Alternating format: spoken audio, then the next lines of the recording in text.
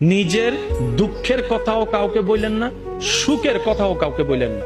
কথাটা একটু শুনতে আপনার কাছে অন্যরকম লাগলেও একটু ভিতরে গেলে আপনি নিজেই বুঝতে পারবেন।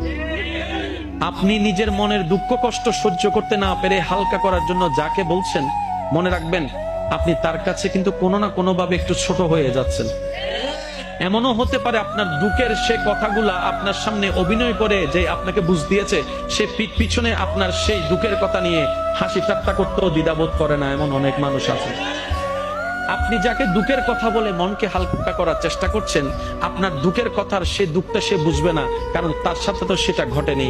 সেজন্য আপনাকে 3 মাস 4 মাস 3 বছর পরও হয়তো আঙ্গুল তুলে দেখাই দিতে পারে, সেই কথাটার কথা দিয়ে খোঁটা দিতে পারে। কথা বলেন ঠিক না? দুঃখের কথাও মানুষকে বলে শান্তি নেই। এবার আপনি বলবেন ভাইয়া সুখের কথা কেন বলবো না? আমি বলি কি ভাই, দুঃখের কথা শোনালে যেরকম মানুষ দাম দেয় না, সুখের কথা শোনালে মানুষ বদনজর লাগাইয়া সেটাও নষ্ট করে দেয়।